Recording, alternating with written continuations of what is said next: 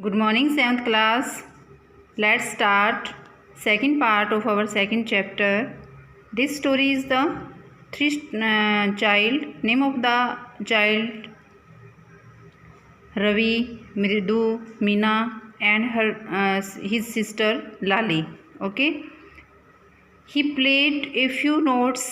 He played यहाँ पे ही किसके लिए आया है? म्यूजिक टीचर के लिए, जो कि लाली को टीच करवाने के लिए, उसको म्यूजिक सिखाने के लिए आते हैं।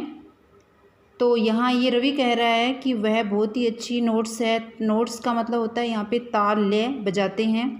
Lali stumbled behind him on her violin which looked quite helpless and happy in her hand. Lali जो है वो स्टम्बल्ड कर रही है थोड़ा सा पीछे से, टीचर को पीछे से वो अपने वायलिन से टच करती है। Which looked quite helpless and happy in her hand, वो बिल्कुल ही असहाय दिखाई दे रही थी, अपने हाथों से नाखुश थी। व्हाट्स द डिफरेंस, क्या अंतर है? The master the music master notes seems to float up and settle perfectly into the invisible track of the melody. The music masters notes seems to float up, जो music master है उसकी जो ताल थी वो एकदम लय में ऐसा लग रहा था कि परफेक्टली सेटल थी और किसी इनविजिबल जो ट्रैक है उस पर वो मूव कर रही थी। It was like the wheel of A train fitting the smoothly, वो किसी ट्रेन के व्हील की तरह लग रहा था जो कि स्मूथली फिट हो चुका है और अपने ट्रैक पे सीक्वेंस से चल रहा था। एज रवि ने ऐसा कहा। Mridu stare at that huge and the bearings hand moving the effortlessly up the violence stamp and are making lovely music। मृदु जो है बड़े ध्यान से देख रही थी टीचर को, जिसके हाथों में बी रिंग का मतलब हाथों में उसके कुछ फिंगर्स में इस तरह के रिंग डाले हुए थे जो स्मूथली वॉयलेंस के पर मूव कर रहे थे और बड़ा ही अच्छा म्यूजिक है, साउंड है उसमें से प्रोड्यूस हो रहा था। Squawk this was the Lali's daring again, ये स्क्वैक की साउंड जो है लाली दोबारा से फिर वैसा ही प्रोड्यूस करती है, यानी कि उससे जो वॉयलिन है वो अच्छा नहीं बजाया जा रहा और वो अजीब सी आवाज़ उसमें से निकाल रही थी।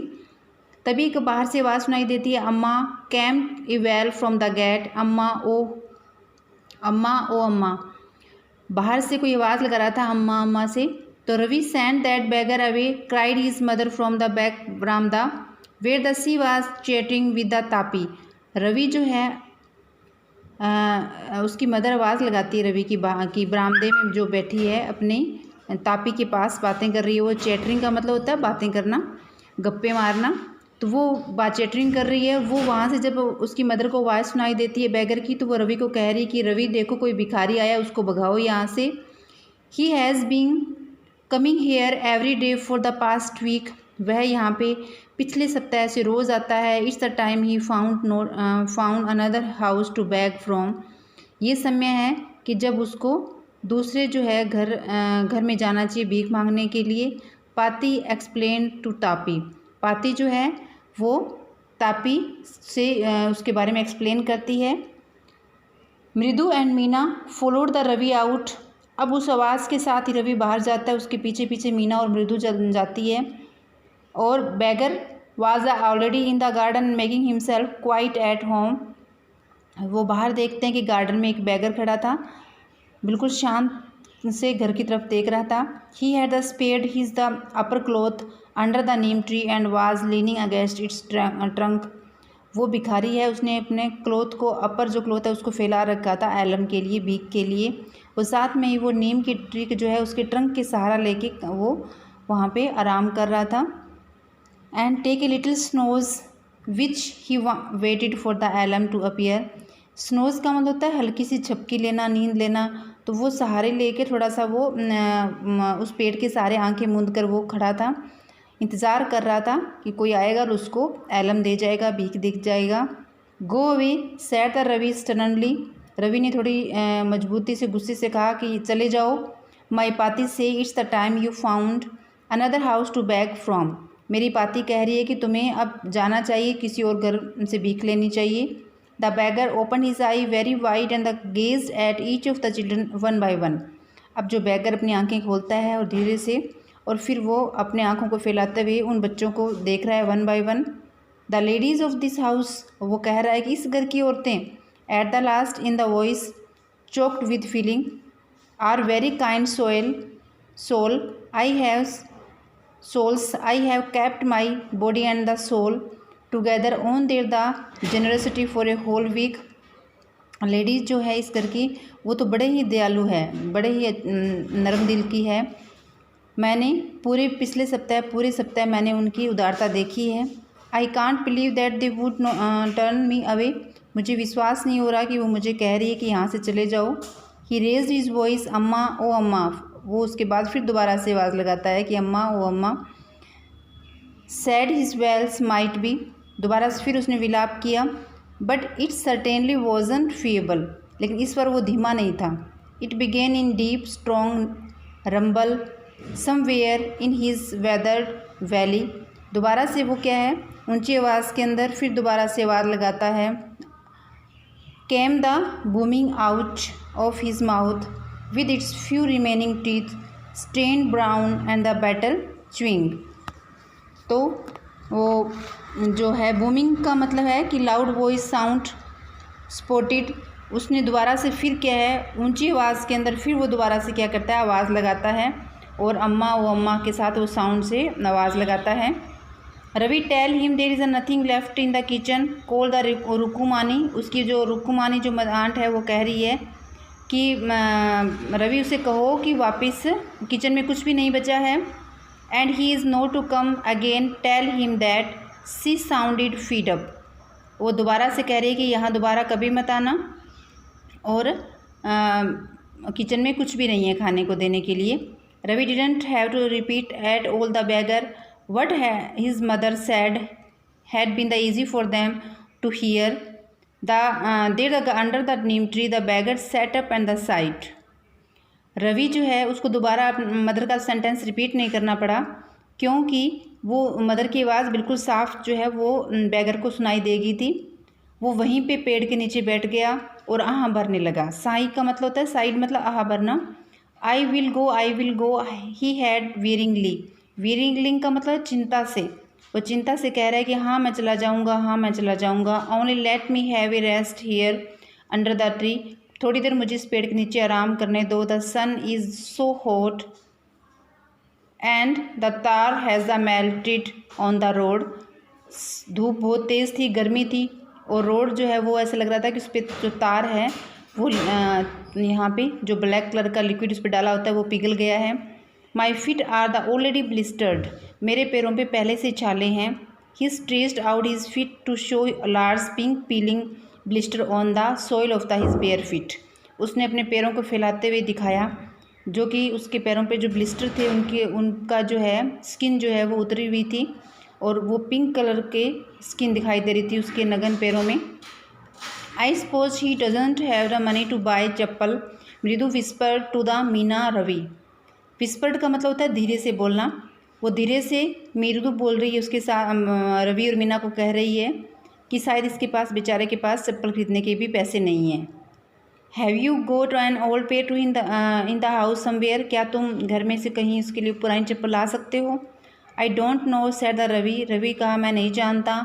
Meena are too small to fit his feet, I did have give them to him, वो कह रहे हैं सॉरी माइन है, माइन का मतलब मेरी, वो कह रहा है कि मेरी चप्पल काफ़ी छोटी होगी इसके लिए फिट नहीं होगी। और as his feet were the large than the Mridu and the Meena, और उसके पैर मीना और मृदु की तुलना भी काफ़ी बड़े हैं।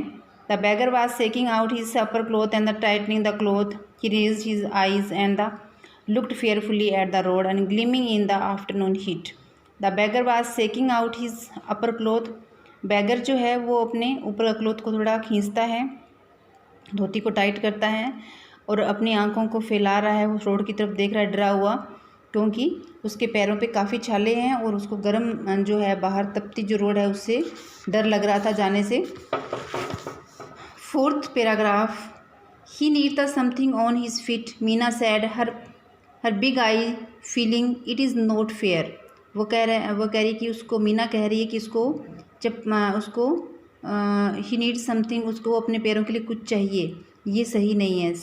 सा said the Ravi I am thinking about the bumbrings, it is not fair, it is not fair, isn't going to help. In the 2 minutes I will be the frying his feet on that road. Ravi कह रहा है कि हाँ ये बिल्कुल भी सही नहीं है, हमें कुछ उसकी हेल्प करनी चाहिए। और वो अपने आप कह रहा है कि अगर हम 2 मिनट भी अगर हमने देरी की तो इसकी जो पैर हैं इस गर्म रोड पे वापस से क्या है, इट फेयर एंड फ्राई हो जाएंगी इतनी गर्म रोड पे नगन पैर उसके। What he need to the pair of the chappal, उसे he needs a pair of the chappal. So when do we get them, इसलिए हमें उसको ये देना चाहिए। Come let's the search the house, चलो हम घर में ढूंढते हैं।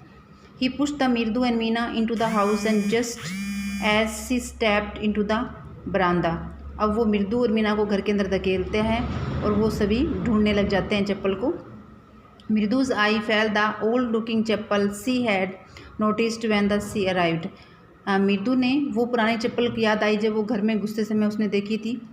Ravi she whisper to him whose are those, ये किसकी है। Ravi turn the glancing at the shabby looking but the sturdy old slipper. Ravi ने एक झलक उस पर डाली, बहुत ही पुरानी चप्पल थी। He beamed and the noted there are the just the right size.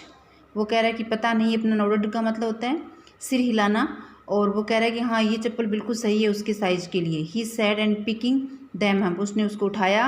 मृदु Meenu followed him and the nervously back into the garden. वो तेज़ी से उसको उठाते हैं और गार्डन में चले जाते हैं तीनों बच्चे, ठीक है। And here the set the Ravi to the beggar dropping the slipper to in front of the old man wear their these and the don't come back. उसने कहा बैगर को ये चप्पल पहनो और वापस कभी मत आना। Beggar stared at the slipper hurried flung his the towel over his shoulder and pushed his feet into them and left. उसने जल्दी से अपना टॉवल जो है वो हटाया और जल्दी से उसने वो चप्पल पहनी। And muttering the blessing to the children, और साथ में बच्चों को आशीर्वाद बड़बड़ा रहा था, वो बोल रहा था। In the minute of the he had vanished around the corner of the street, और कुछ ही मिनटों में वो गायब हो गया रोड से, क्योंकि उसको चप्पल मिल गई थी ना, वो तेज़ी से वहाँ से चला गया था। वैनिस्ड का मतलब होता है गायब होना। The music master came out the house and took a unappreciative look at the three of them sitting the quietly under the tree playing the marbles. Music teacher घर से बाहर आते हैं और बड़े अजीब से तरीके से वो उन बच्चों को देख रहे थे, जो कि बच्चे वहाँ पे मार्बल पत्थर खेल रहे थे पेड़ों के नीचे। Then he searched for his chappal and the baramda where he had put them. अब वो अपनी चप्पल ढूंढ रहे थे जो उन्होंने बरामदे में रखी थी। ओके गाइस, तो आज आप इन 4 पैराग्राफ्स को अच्छे से रीड करेंगे, इनके question answer learn and right करेंगे और इनके वर्ड्स मीनिंग भी आप राइट करेंगे और लर्न करेंगे। Okay, have a nice day.